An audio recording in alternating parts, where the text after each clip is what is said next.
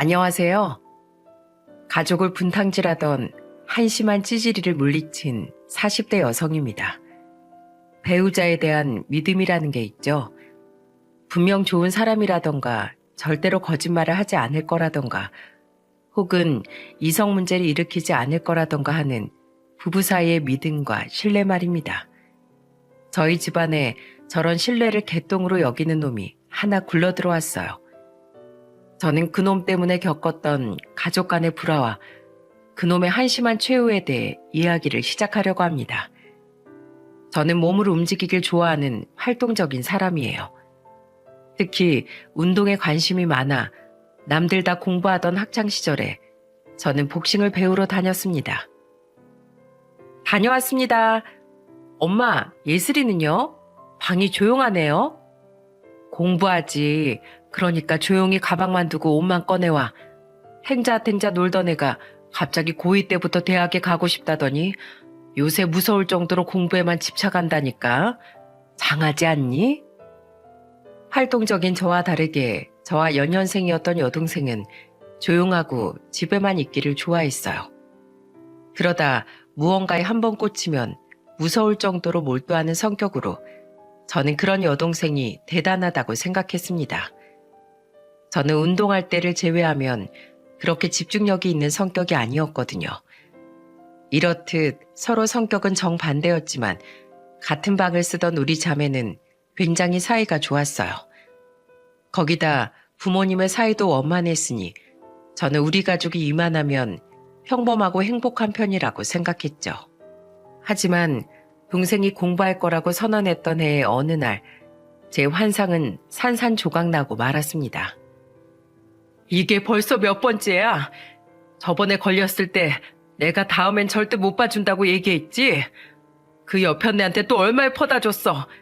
이 발정난 짐승 자식아, 넌 당장 이혼이야. 알고 보니 부모님은 저희 앞에서만 사이가 좋은 척 하셨던 거더라고요. 아버지란 인간은 가족을 두고 상습적으로 바람을 피우고 있었던 겁니다. 결국 참지 못한 엄마는 아버지와 대판 싸움을 벌였는데 술에 취한 아버지는 싹싹 빌지 못할 망정 엄마에게 손찌검까지 하더라고요. 놀란 저와 동생은 경찰에 신고를 하고 엄마를 보호했죠. 이후 엄마는 우리를 데리고 옆 동네에 사시던 이모 집으로 피신을 가셨습니다.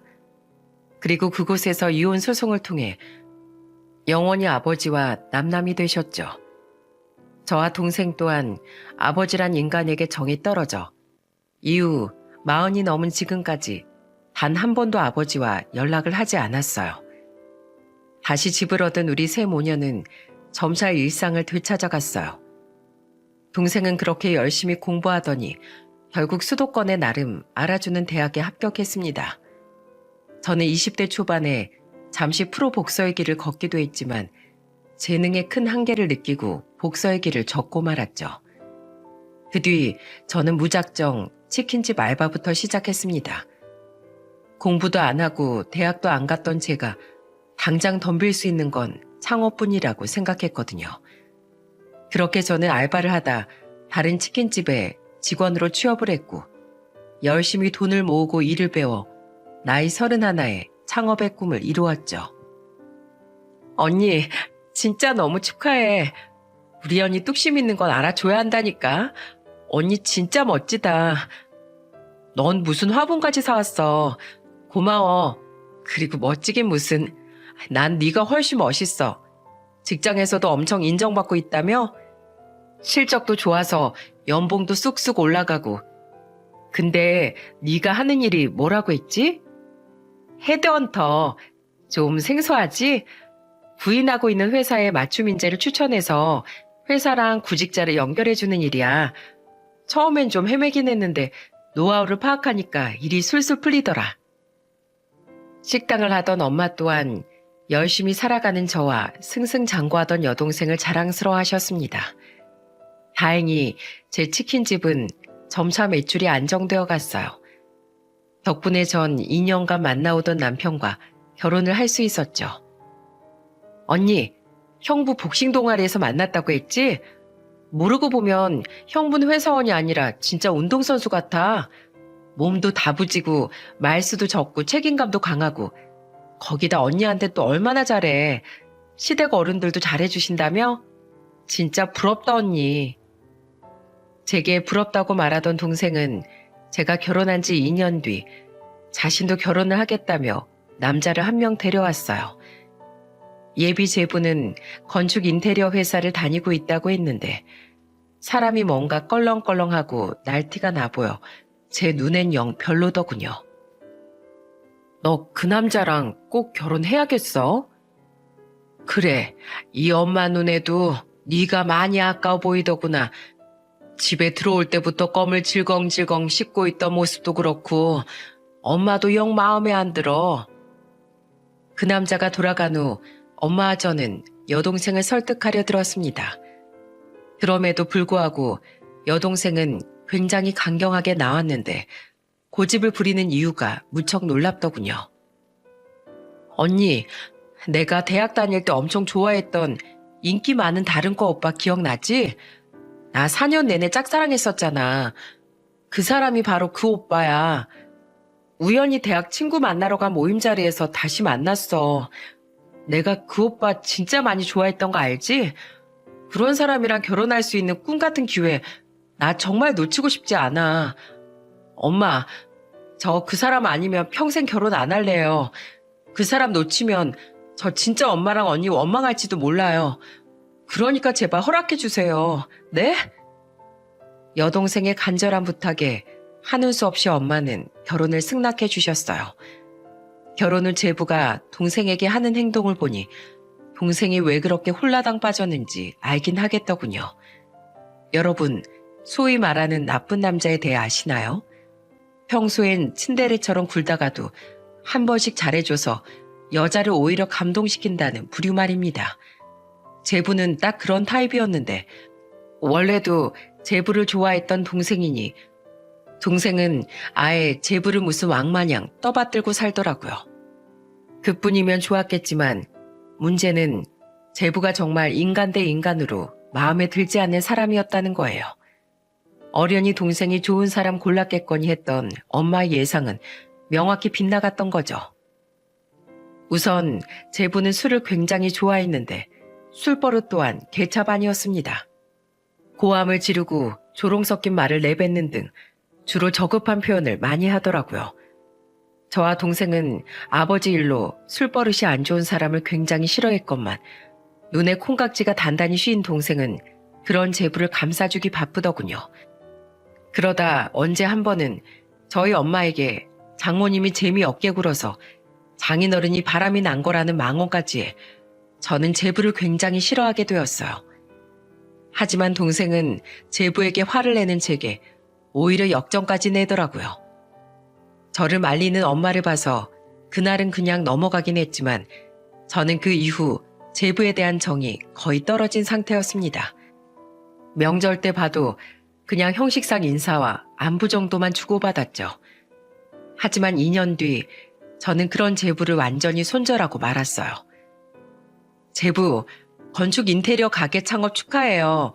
제부도 이제 저처럼 사장님이네요. 제부는 회사를 나와 자기 가게를 차렸습니다. 솔직히 제부가 싫었지만 그래도 가족인데 축하할 일은 해줘야 한다고 생각해 저와 남편은 소고기까지 사들고 동생의 집에 찾아갔어요. 하지만 돌아온 제부의 대답에 그만 전 기분이 확 상해버리고 말았죠. 에이, 그건 아니죠. 사장이라고 해도 급이 다르잖아요. 전 엄연히 전문가고 처형은 그냥 자영업자인데. 제부, 뜻은 알겠는데 왜 말을 그렇게 해요? 급이 다르다뇨. 아니, 그렇잖아요. 전 대학 시절부터 전공한 사람이고 처형은 주먹질하다가 실패해서 할 거 없어서 치킨집 알바 시작한 거라면서요. 그거 아무나 다 하는 일인데 저랑 같은 급 취급받으려고 하면 제 입장에선 좀 그렇죠. 제부, 좋은 날 선물까지 들고 온 사람한테 너무 무례하잖아요. 제부의 입을 확 쥐어 비틀고 싶더군요. 저는 결국 제부에게 화를 냈는데 제 동생은 그 와중에도 왜 괜히 사람한테 시bil 거냐며 오히려 저를 탓하더군요. 오죽했으면 그 순한 남편까지 제 동생과 제부에게 화를 냈겠습니까? 하지만 제 동생은 끝까지 자기 남편만 감싸고 돌았고 화가 난 전 들고 간 소고기를 도로 들고 그 집을 나와버렸죠. 그날 이후 저는 동생과 제부를 일절 만나지 않았습니다. 심지어 명절에도 동생 오는 시간을 일부러 피해서 가곤 했어요. 엄마는 굉장히 속상해하셨지만 제게 사정을 들으셨던지라 차마 화해를 종용하지도 못하셨죠. 그렇게 서로 불편한 관계로 남은 우리 가족의 시간은 계속해서 흘러갔습니다. 그런데 또다시 2년 뒤 잠시 동생 생각은 접어들 정도의 큰일이 저희 집에 불어닥치고 말았어요. 바로 남편이 다니던 중견기업의 사정이 어려워져 희망퇴직을 당하고 만 겁니다. 미안해 여보. 나도 어떻게든 버텨보려고 했는데 회사에서 압박이 너무 심했어.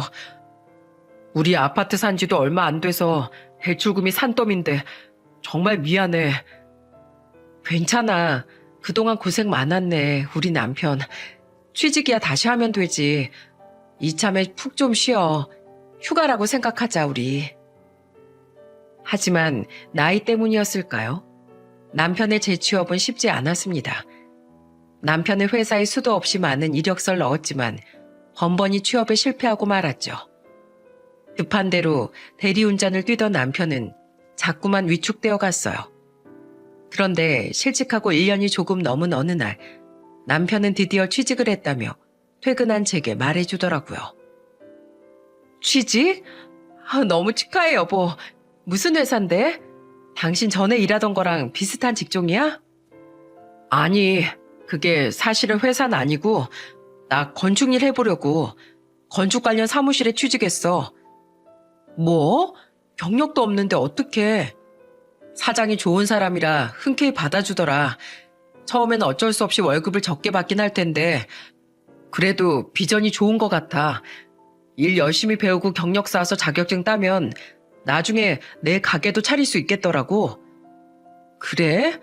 건축이면 뭐 건물 짓는 현장에서 일하는 거야? 아니, 실내 인테리어 건축하는 거야. 그럼 그 제부가 하던 일이랑 비슷한 거네? 그런가? 신서방한테 내가 영 관심이 없어서 그런지 기억이 잘 안 나네. 아무튼 나 열심히 할게 여보. 조금만 더 나 믿고 기다려줘. 남편은 대충 말을 얼버무리더니 얼른 씻으라며 저를 화장실로 밀어넣더군요.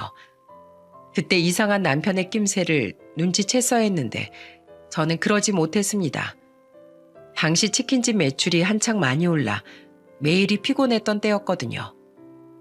여보, 입술이 터졌잖아. 왜 이래? 저번에 가슴에 있던 멍자국도 그렇고 당신 왜 일만 갔다 오면 상처가 생겨 있어? 그런데 남편이 일을 시작한 지 1년이 지났을 때부터 남편의 얼굴엔 피로가 날로 쌓여갔어요. 게다가 자꾸 얼굴과 몸에 상처가 생긴 채 돌아오더군요. 처음엔 어디서 부딪혔나 싶어 넘어갔는데 자꾸만 이러니 너무 이상한 겁니다. 남편은 걱정으로 가득한 저를 보며 아무렇지도 않게 대답했어요. 별일 아니야. 내가 일할 때 너무 과격하게 움직이나 봐. 그래서 자꾸 자재를 떨구고 발판 위에서 떨어지기도 하고 그래서 생긴 상처야. 앞으로는 조심할게. 하지만 그로부터 한 달쯤 지났을 때 저는 혼자서만 속 끓이던 남편의 엄청난 진실을 알게 되고 말았습니다. 어느 날 조금 늦는다던 남편은 밤 12시가 넘어서야 비틀대며 집에 들어왔어요. 그것도 잔뜩 술에 취해서 말이죠. 아유, 술 냄새. 술도 잘 안 마시던 사람이 무슨 술을 이렇게 많이 마셨어. 그냥 너무 답답해서 술 한잔 했어. 제가 물을 가져오니 현관 옆 벽에 기대 있던 남편은 물을 벌컥벌컥 들이키더군요.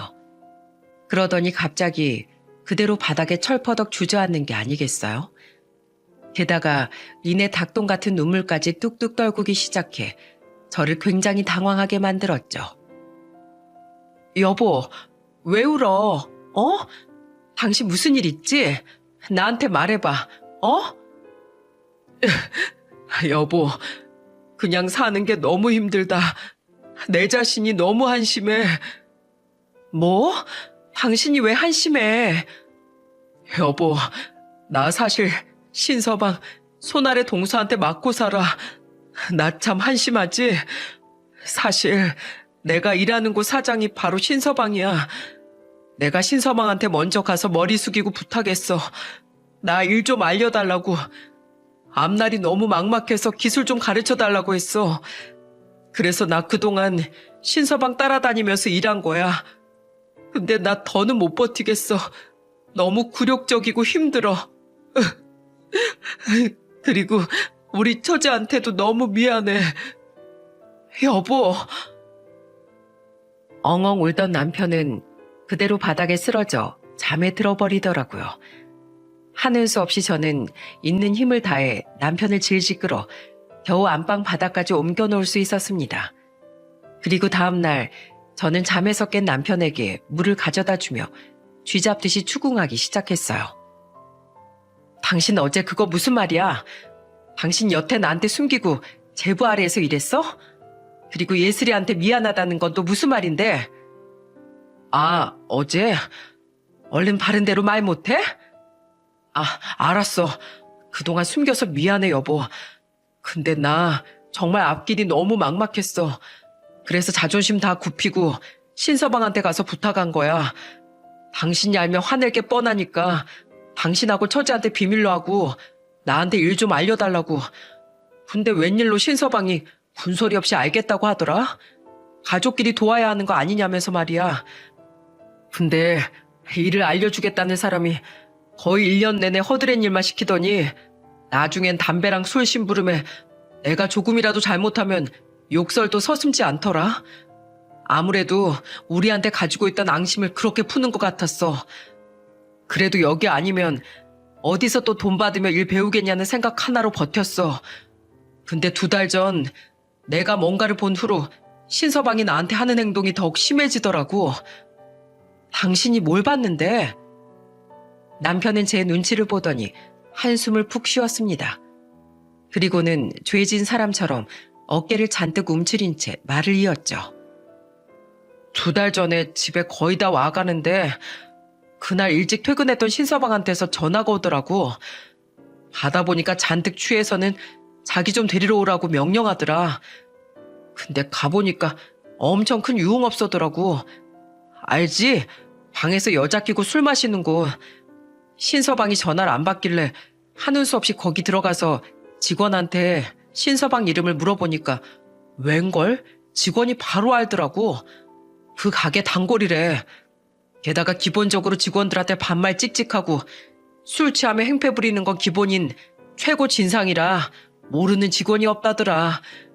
내가 가족이라고 하기 민망해서 부하 직원이라고 날 소개하니까 내가 편하게 느껴졌는지 나한테 많이 힘드냐고 물으면서 술술 다 얘기해 주더라고. 게다가 신서방 그 가게에서 일하는 여자랑 바람까지 난 상태라더라. 그날도 그 여자가 신서방이 있던 룸에 들어가 있었고, 근데 그새 술이 깬 건지 내가 그 룸에 들어가니까 신서방이 당황하더라. 그리고는 자기 휴대폰 통화 목록을 보면서 내가 미쳤지 막 이러고 혼잣말 하는데 딱 보니까 술이 너무 취해서 나한테 실수한 것 같더라고. 그래도 내가 명색이 가족인데 바람 피우는 모습을 들켰으니 말이야. 그리고 자긴 택시 타고 가겠다면서 황급히 날 두고 그냥 나가버렸어. 뭐? 당신 그걸 왜 여태 얘기를 안 했어? 아무리 미워도 내 동생 일인데 알았으면 내가 진즉에 가만 안 뒀지. 나도 처음에 그러려고 했지. 근데 처젠 그놈이 뭐라고 한 건지 내 전화는 받지도 않고 문자도 안 읽는 것 같더라. 아예 차단한 것 같아. 집까지 찾아가서 말할까 했는데 곰곰이 생각해보니까 그러다 처제한테 큰일 나면 어쩌나 싶더라고. 당신도 알지? 처제가 신서방 얼마나 끔찍이 좋아하는지. 그렇게 좋아하던 당신이랑 척을 질 정도로 말이야. 게다가 자기 아버지 때문에 바람이라면 치를 떠는 사람인데 그것도 술집 여자랑 바람난 거 알면 처제가 얼마나 상처를 받겠어. 처제가 어떤 사람인지 아니까 혹시 사실을 알면 극단적 선택이라도 할까 너무 걱정이 돼서 내가 잠깐 판단력이 흐려진 거야. 난 바보같이 우선 신서방 마음을 돌려보려고 했어. 제발 처제를 생각해서 마음 다잡으라고 말이야. 난 계속 신서방을 설득했는데 신서방은 오히려 배째라 식으로 나오더라고. 혹시 처제한테 얘기할 생각이면 그만두래. 내가 처제한테 얘기하면 처제가 받을 상처는 생각해봤냐면서 자긴 그럼 딸들이고 뭐고 처제 그냥 버려버릴 거라고 날 오히려 겁박했어. 자기도 처제가 자기를 얼마나 좋아하는지 알았던 거지. 그래도 내가 이건 안 된다. 끝까지 이러면 나도 처제 찾아가서 얘기하겠다고 하니까 금방 정리할 거라고 하대. 그래서 그럼 헤어졌다는 증거로 문자라도 보여달라고 하니까 기다리라면서 시간을 질질 끌더라고. 근데 그 뒤로 일하면서 다른 직원들 앞에서 나를 더 막대하기 시작하는 거야. 그러더니 나중엔 얼굴을 툭툭 치고 내가 실수 하나 했다고 자기 가게 말아먹게 할 일 있냐면서 내 뺨까지 쳤어. 일 똑바로 하라면서 가슴팍을 주먹으로 내려치는 건 기본이었지. 쫓겨나고 싶냐고 꼬우면 그만두라면서. 근데 처제 일이 해결된 것도 아니고 아직 집에 갚아야 할 대출금도 산더미라 무작정 일을 그만둘 수가 없었어. 그렇게 겨우겨우 버티면서 언제 헤어질 거냐고 계속 물었더니 나중엔 그러니까 네가 해고나 당하는 거라고 난 실패한 인생이라면서 모욕도 서슴지 않더라. 2달이나 기다렸지만 신서방 그 여자 정리할 생각 없는 것 같아. 처제가 신서방 일이면 죽고 못 사는 거 아니까 내 선에서 어떻게든 해보려고 했는데 그놈은 구제불능이야. 내가 너무 못난 놈이라 난 그놈한테 기술도 제대로 못 배우고 처제 일도 해결해주지 못했어. 하긴 동서한테 맞으면서 일하는 한심한 놈이 뭘 할 수 있겠어? 이런 내가 너무 한심하고 처량해서 어젠 도저히 술을 안 마시고 들어갈 수가 없더라. 그동안 숨겨서 이런 못난 놈이라 너무 미안해 여보. 남편은 끝내 눈물을 보였습니다. 사람 자존감이라는 게 깎이기 시작하면 사람을 이렇게 작아지게 할 수도 있다는 걸 저는 그날 알게 되었죠. 저는 남편이 안쓰러워 남편을 안아주었어요. 이 바보야, 내가 말했지? 당신 절대 못난 사람 아니라고. 당신은 나름대로 가족을 위해 어떻게든 버티려고 애쓴 거잖아. 그리고 내 동생을 위해서 최선을 다해줬잖아. 당신이 괴로웠던 건 당신이 너무 책임감 강하고 착한 사람이었기 때문이야. 여보, 어떻게 사람이 항상 승승장구만 할 수 있겠어. 그동안은 잠시 당신 인생에 비바람이 몰아치는 시간이었던 거야. 맞은 빗물이야 말리고 털어버리면 그만이잖아. 그 일 당장 때려치워. 그리고 우리 다시 시작하자. 정 안 되면 내 치킨집에서 같이 일해도 되고. 우리 남편 이렇게 든든한 아내가 버티고 있는데 뭐가 무섭고 두려워. 걱정할 거 아무것도 없어. 그리고 당신 혼자 힘들어할 동안 내가 미처 몰라줘서 정말 미안해. 당신이 그렇게까지 내몰리게 해서 그것도 정말 미안해. 아니야, 내가 더 미안해 여보. 남편과 한참을 끌어안고 울다 보니 슬슬 부하가 치밀어 오르더군요. 감히 제 남편을 그렇게 무시하고 손직원까지 한 것도 모자라 자기에게 헌신했던 제 동생을 두고 바람까지 피워요? 여보, 어디가? 그놈 잡아 족치러. 같이 가. 당신 혼자 가서 뭘 어쩌려고 그래. 현준아, 일어났지? 식탁 위에 빵 있더라. 그거 챙겨 먹고 집 잘 보고 있어? 9살이면 혼자 밥 먹을 수 있지? 아빠, 엄마랑 같이 좀 나갔다 올게. 남편은 그 와중에 아들을 챙기며 서둘러 옷을 입고 제 뒤를 따라 나왔습니다. 분노에 핸들질을 하며 동생 집에 도착한 저는 초인종을 눌려댔어요. 주말 오전이라 그런지 동생은 부스스한 머리로 문을 열더군요. 그리고는 거의 4년 만에 보는 제 얼굴을 보고 굉장히 놀란 표정을 지었죠. 언니, 갑자기 주말에 여긴 무슨 일이야? 어머, 언니, 넌 비켜. 제부, 좀 나와봐요. 어? 처영, 형님도 오셨네? 저는 동생을 마구 밀치고는 집 안으로 들어갔습니다. 거실에 마찬가지로 머리에 새집이 지어져 있던 제부가 저와 남편을 맞았죠. 제부는 제 남편을 흘끔 올려다보더니 이내 최대한 아무렇지 않은 척 제게 웃어 보이더군요. 저와 제 남편 뒤를 따라 들어온 동생은 제 어깨를 잡고 화를 냈는데 저는 그런 동생에게 이렇게 말하곤 제부에게 응징을 하기 시작했어요. 제가 어떻게 응징을 했냐면 말이죠. 오늘 나 아무도 못 말리니까 너희 애들 아직 방에서 자니? 여보, 애들한테 방에서 나오지 말라고 말 좀 해줘. 언니, 대체 이게 무슨... 여보! 처영! 저는 냅다 제부의 머리채를 잡고 뒤로 꺾었어요. 놀란 여동생은 제 팔을 붙잡으려고 했지만 저는 망설이지 않고 그놈의 얼굴이며 몸이며 할 것 없이 냅다 곤죽을 만들기 시작했습니다. 기억하시나요? 저 나름대로 프로 선수 활동까지 한 복싱 선수였다는 거 말이죠. 언니, 미쳤어? 그만두지 못해? 나 경찰에 신고할 거야. 신고? 해! 제부, 그거 알아요? 그동안 제부가 우리 남편한테 손찌검한 거 우리 다 증거로 가지고 있어요.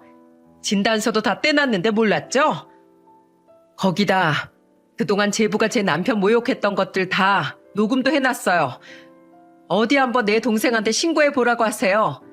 그럼 우리도 2달간 제부가 제 남편한테 한 행동들, 폭행 모욕죄, 직장 내 괴롭힘으로 다 고소해버릴 거니까. 야, 김예슬. 내 남편이 실직하고 나서 네 남편한테 일 좀 배우게 해달라고 부탁했단다. 너랑 나한테 비밀로 하고. 근데 그동안 일 가르쳐준 건 거의 없고 그동안 내 남편 무시해대면서 손찌검까지 했대. 이러니 내 눈이 안 돌아? 야, 여보, 신고하지 마. 처형, 제가 잘못했어요. 네? 이러다 저 죽어요. 형님, 제가 잘못했습니다. 제발 처형 좀 말려주세요. 그럼 내가 살라고 때리겠어요? 진짜 열받아서 존댓말도 못 해먹겠네. 야, 내 남편이 실패한 인생이라고? 제대로 실패해본 적도 없는 놈이 어따 대고 그따위 망발을 해? 나도 실패해봤어. 그게 뭐? 실패하면 다시 일어서면 그만이야. 근데 니까짓 게 뭔데? 내 남편 자존심을 깎아먹으면서까지 손까지 올려? 너 그렇게 좋아하는 손찌검 오늘 나한테 실컷 당해봐라. 그놈은 결국 무릎까지 꿇고 저와 남편에게 싹싹 빌더군요. 사실 증거가 있다는 말은 다 거짓말이었어요. 제 남편 그렇게 야근 행동 못하는 사람이거든요. 하지만 제법 그럴싸한 말에다가 제가 당당하게 나오니 그놈은 깜빡 속아 넘어간 겁니다. 언니, 뭐가 됐든 말로 해. 언니 깡패야? 내 남편 놓으라고. 여동생은 저를 떼어누려 제 팔뚝을 세게 물어버리더군요. 저는 쌍코피가 터진 제부의 머리채를 바닥으로 팽개쳤고 뒤이어 그동안 차마 하지 못했던 행동을 동생에게 저질러 버리고 말았습니다. 저는 손을 높게 들어올려 그대로 동생의 뺨을 후려쳤어요. 동생은 그대로 휘청거리며 뒷걸음질 쳤는데 제 남편이 허겁지겁 달려가 그런 동생을 붙잡아 주더군요. 저는 충격받은 동생을 두 눈 부릅뜨고 바라보며 진심으로 화를 냈습니다. 너 진짜 정신 안 차릴래? 어디 남자에 빠져서 똥오줌 못 가려? 야, 너 네 남편 바람난 건 알고 있냐? 그것도 술집 여자랑. 맨날 그 여자 만나러 비싼 돈 턱턱 내면서 유흥업소 다니는 거 알고 있냐고. 내 남편이 그거 알고 나서 너 걱정돼서 여태 네 남편 설득하고 있었대. 거기다 대고 네 남편은 오히려 내 남편한테 잘리고 싶냐고 갑질에 손찌검을 해댔단다. 저게 인간이니? 근데 설마 그거 다 알면서도 내 남편 연락처 차단해 놓은 건 아니지? 또 네 남편에 대해 싫은 소리 할까 봐. 바람? 그리고 차단이라니. 난 형부 연락처 차단한 적 없어. 정말이네? 혹시 당신 내 휴대폰 만졌어? 그리고 언니 말이 다 무슨 소리야? 언니 말이 다 사실이냐고. 어? 그게... 동생은 황급히 자신의 휴대폰을 확인하더니 표정이 일그러지더군요. 그리곤 제부에게 따져묻기 시작하자 제부는 당황한 표정으로 말을 더듬더라고요. 알고 보니 동생의 휴대폰에서 제 남편을 차단시킨 것도 바로 제부의 지시였던 겁니다. 제 남편이 처제에게 말할까봐 일부러 손을 써둔 거죠. 예슬이 너 우리 아버지란 인간 기억나지? 바람난 주제에 엄마한테 손찌검까지 한 쓰레기 같은 인간. 근데 네가 지금 똑같은 놈이랑 살고 있는 거야. 우리가 그렇게도 혐오했던 인간을. 너 그런 아버지를 둔 자식이 얼마나 큰 상처를 받고 살아가는지 잘 알고 있지? 너한테 신 콩깍지 때문에 네 딸들한테까지 똑같은 상처 주고 싶어? 그러고 싶지 않으면 이제 제발 정신 차려. 자, 이것 봐. 저는 동생의 면전에 사진 하나를 들이밀었습니다. 그건 바로 차에서 남편이 제 휴대폰으로 보내준 증거 사진이었어요. 남편은 혹시 증거가 필요할까봐 며칠 동안 제부의 뒤를 밟아 제부가 술집으로 가서 그 여자와 만나는 사진, 술집에서 나와 팔짱 끼고 유부남이 가선 안 될 장소에 들어가는 사진과 영상까지 전부 찍어놨더라고요. 저는 그중 한 장을 동생의 눈앞에 보여준 거죠. 증거를 본 동생은 그야말로 눈이 돌아버리더군요. 내가 당신한테 어떻게 했는데 감히 날 두고 바람을 피워? 여보, 눈물을 뚝뚝 흘리던 동생은 엉거주춤하게 서 있던 제부의 뺨을 세차게 날려버렸습니다. 자기 말엔 꼼짝도 못하던 동생이 자신에게 그런 짓을 하니 제부는 놀라고 당황한 표정을 숨기지 못하더라고요. 그래도 여전히 제 동생을 만만하게 봤는지 제부는 제 동생에게 자신도 손을 올리려고 하더군요. 하지만 제부의 행동은 한 사람의 제지로 인해 꼼짝없이 막히고 말았죠. 이거 안 놔요, 형님? 어딜 감히 여자한테 손을 올려? 그것도 내 처제한테. 그건 바로 제 남편이었습니다. 여러분들 잠시 잊으셨을지도 모르겠네요. 제 남편 사실 그동안 참아와서 그렇지 그렇게 호락호락한 사람이 아니거든요. 저와 남편이 복싱 동호회에서 만났다는 사실 다들 기억하시죠? 게다가 타고난 힘도 좋아 제부는 제 남편에게 붙잡혀 꼼짝도 못하더군요. 내가 그동안 맞고만 있으니까 호구 같았지? 나한테 함부로 구는 것도 더는 못 참지만 내 아내랑 처제한테 함부로 하는 건 절대 내가 가만 못 있지. 너 그동안 내가 처제 남편이라 처제 생각해서 참고 봐준 거야. 나 복싱 동호회 출신이거든? 집사람 주먹만큼은 못해도 힘 좀 쓰는데 한번 맞아볼래? 네가 그렇게 나한테 해대던 힘자랑 나랑 한번 겨뤄볼래 어디? 형이 그게요. 제가 그동안 좀 너무 건방졌죠? 죄송합니다. 죄송하면 당장 이 집에서 꺼져. 발도 안 보이게 뛰어서 꺼지라고. 남편은 제 동생에게 손을 올린 그놈에게 단단히 화가 난 모양이더군요.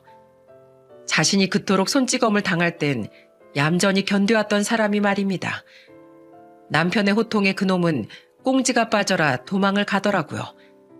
그제야 동생은 바닥에 털썩 주저앉아 대성통곡을 하기 시작했죠.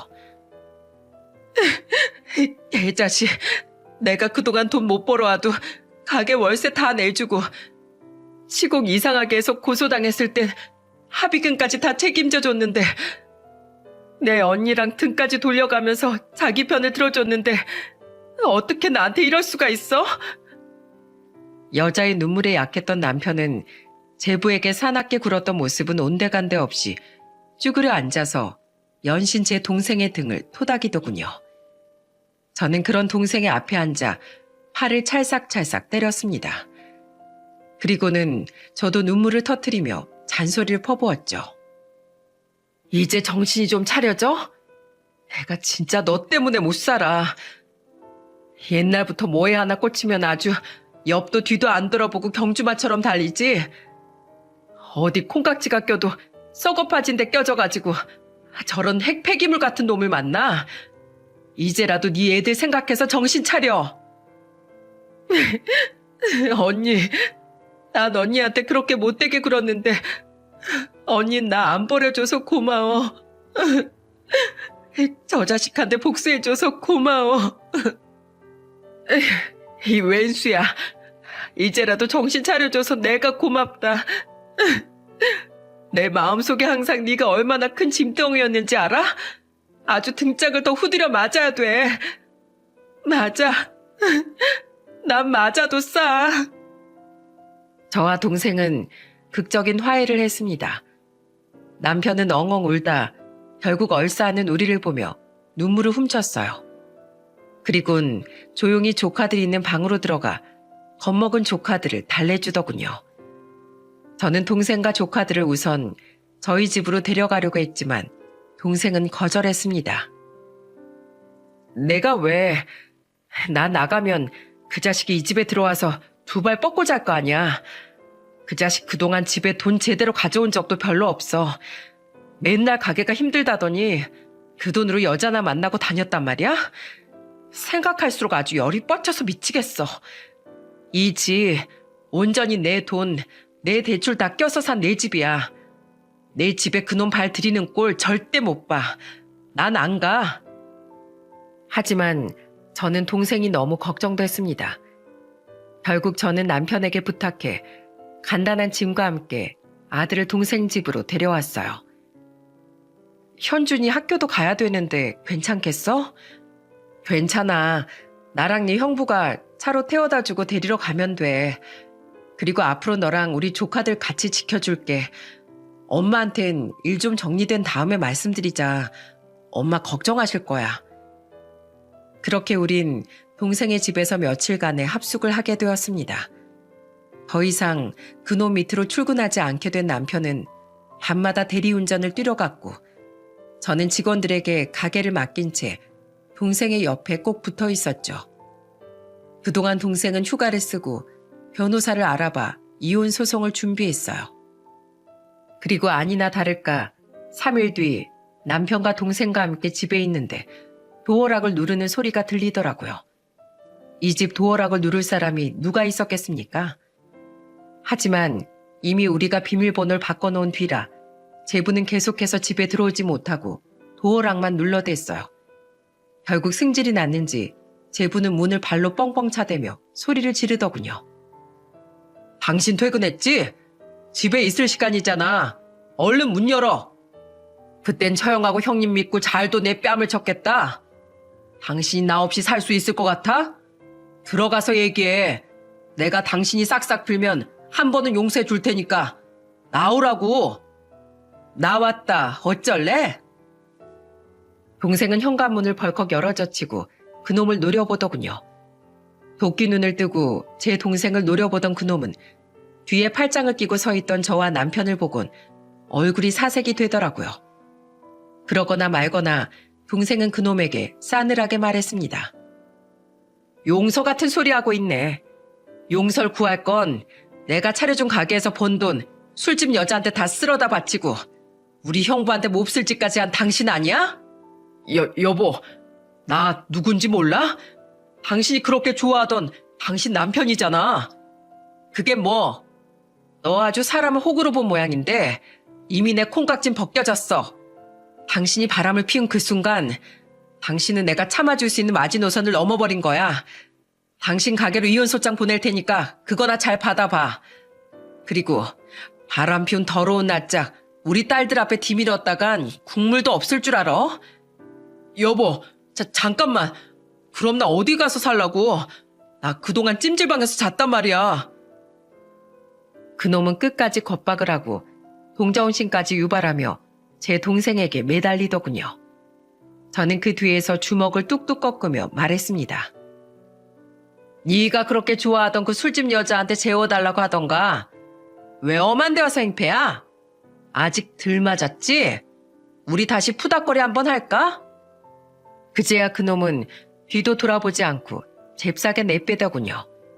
전형적인 강약 약강에 아주 찌질하고 한심한 놈이었죠. 이후 동생은 남편이 찍은 외도 증거들과 그놈이 생활비를 거의 보태지 않은 점, 자신의 유흥 생활에 돈을 흥청망청 쓰고 다닌 점들을 모두 이용해 본격적인 이혼 소송을 걸었습니다. 예상은 했지만 그동안 동생은 거의 그놈을 먹여 살리고 있었더군요. 그리고 덕분에 그놈은 재산 분할을 제대로 받지도 못하고 오히려 동생에게 위자료까지 토해내며 이혼을 당하고 말았죠. 게다가 알고 보니 그놈은 술집 여자에게 철저히 손님으로서 돈만 뜯긴 더더욱 한심한 놈이더라고요. 바람도 뭣도 아니고 자신 또한 그저 호구였던 거죠. 또한 저는 그놈을 모욕이든 뭐든 고소하려고 했는데 남편은 그런 저를 말렸습니다. 왜 말려? 증거가 없어도 같이 일하던 사람들한테 증인이라도 서달라고 하면 되잖아. 아니야, 그만두자. 그러다 그놈이 당신을 폭행으로 고소하면 어떡해? 최소 전치 3주 나왔을 것 같은데. 그게 뭐 대수야? 난 그놈 이대로 가만두기 싫어. 그런 놈은 우리가 아니어도 어디서든 벌을 받게 될 거야. 그리고 당신 나 대신 충분히 복수해줬잖아. 솔직히 이러면 안 되지만 당신이 그놈 곤죽 만들었을 때 나 좀 통쾌했어. 그걸로 충분해. 난 못했던 일 대신해줘서 정말 고마워 여보. 이후 동생은 집을 팔고 조카들과 엄마의 집으로 들어가게 되었습니다. 나중에 자초지정을 들은 엄마는 펑펑 울며 우리를 양팔로 끌어안으시더군요. 아이고 고생 많았다 내 새끼들. 어디 집에 그런 놈이 들어와서 집안을 난장판으로 만들어놨다니. 엄마가 힘이 못 돼줘서 미안하다. 그리고 김서방 정말 몸고생 마음고생 전부 다 많았네. 그리고 내 딸들 옆을 지켜줘서 정말 고마워. 엄마는 동생의 이혼을 마음 아파하셨지만 회복된 저와 동생의 관계에 무척이나 기뻐하기도 하셨어요. 저 또한 동생과 화해하게 된 것이 너무 좋아 전보다 엄마의 집에 자주 찾아갔는데 그때 동생의 시댁 이야기를 들으니 그것 또한 가관이더군요. 네 시댁 결국 너한테 사과 한마디 안 했어? 그런 놈인 거 모르고 결혼한 내가 등신이라더라. 자기들은 잘못한 거 없다면서 이혼했으니 된 거 아니니? 아유, 그 나물에 그 밥인 집안이로구나.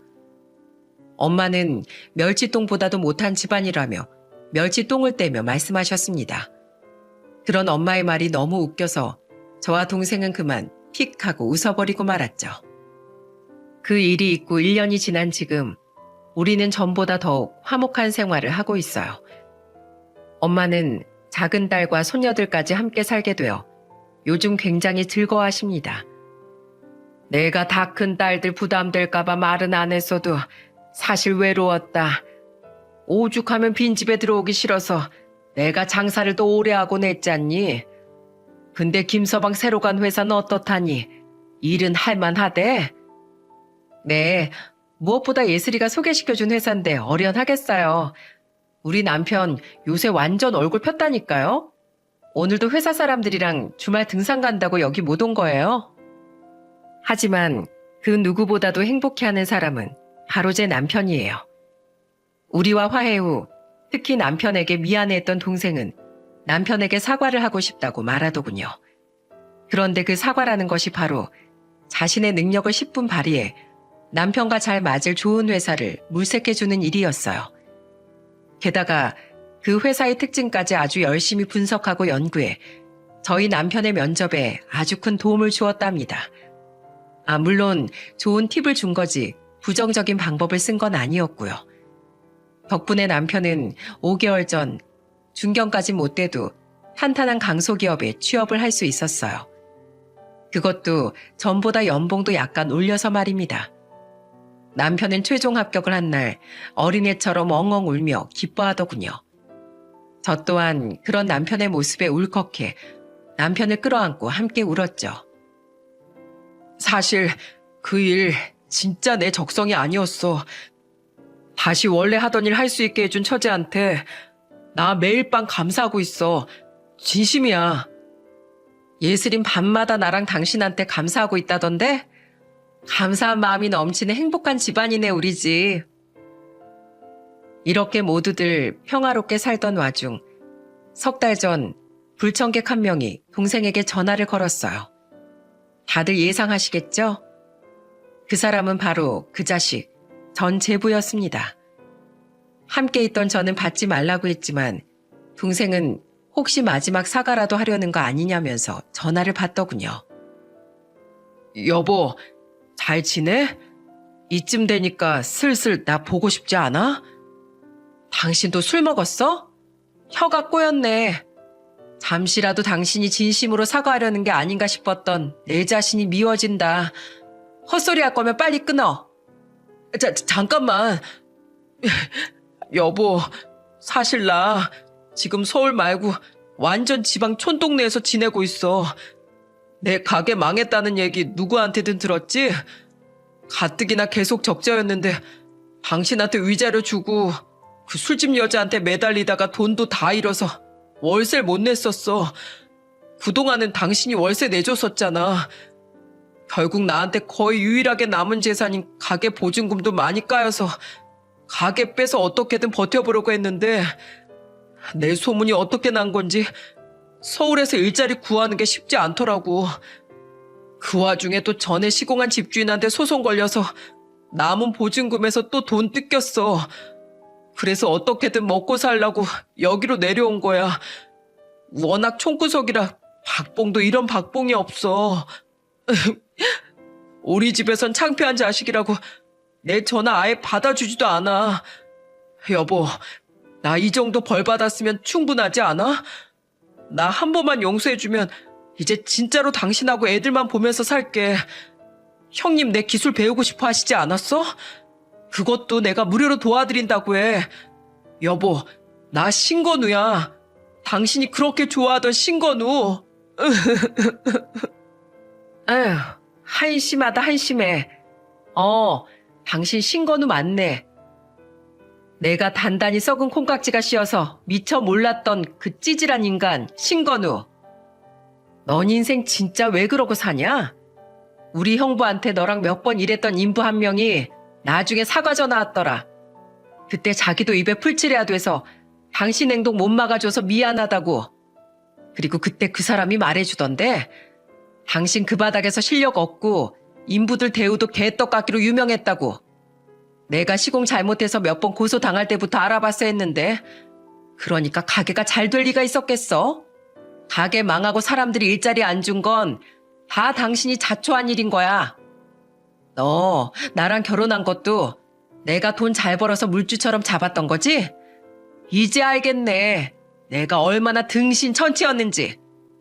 당신 혹시 나처럼 정신 빠진 불쌍한 여자 또 만들지 말고 앞으로 그냥 혼자 쭉 살아.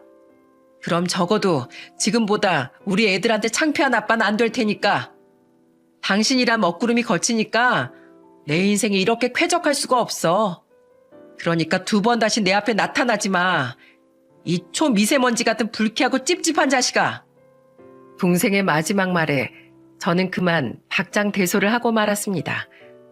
그리고 무엇보다 그놈에게 헤어나오지 못하던 동생의 강단 있게 변한 모습이 속 시원하게 느껴졌죠. 이렇게 약 10년간의 우여곡절을 뒤로하고 우리 집안엔 다시 평화가 찾아왔습니다. 동생은 얼마 전 다 같이 술을 마시며 저에게 이렇게 말했어요. 내가 정말 바보 같았어. 남자에 미쳐서 진짜 날 위해주는 진정한 가족도 몰라보고 내 딸들만은 부디 나처럼 바보같이 안 자라도록 잘 키우고 싶어. 그러니까 언니, 부족한 날 위해서 언니가 좀 도와줄래? 내가 더 이상 헛짓거리 못하게 옆에서 언니가 잘 잡아줘. 동생의 부탁처럼 저는 앞으로 동생이 또 다른 잘못된 행동이나 선택을 하지 않게 항상 곁을 지켜주며 살아갈 거예요. 남편과 함께 말입니다. 만약 또다시 정신 못 차리고 헛짓거리를 한다면 그땐 손바닥이 아니라 주먹으로 뺨따구를 날려줄 생각입니다. 아주 정신이 번쩍 들도록 말이죠. 그리고 마지막으로 저는 어렵게 찾은 남편의 자존감과 자신감이 없어지지 않도록 남편에게 보다 든든한 아내가 되어 가정을 잘 지켜나가려고 합니다. 여러분의 가족 중에도 이처럼 방황하거나 마음에 눈 가리기가 쉬운 사람들이 있나요? 저는 부디 가족으로서 그런 분들을 외면하지 말아달라는 이야기를 하고 싶어 이렇게 사연을 보내게 되었습니다. 사람은 누구나 실수를 하고 어두운 시기를 겪는 것 같아요. 마치 제 동생과 남편처럼 말이죠. 하지만 그런 이들이 길을 오래 헤매지 않도록 항상 돌아올 자리를 남겨두는 것이 바로 가족의 역할이 아닐까 저는 생각해요. 어렵게 다시 행복을 찾은 저희 가족에게 더 이상의 불행이 없기를 모두들 응원해 주시면 감사할 것 같습니다. 저 또한 여러분의 가정에 끝없는 평화가 찾아오길 간절히 바랍니다. 끝까지 들어주셔서 감사합니다.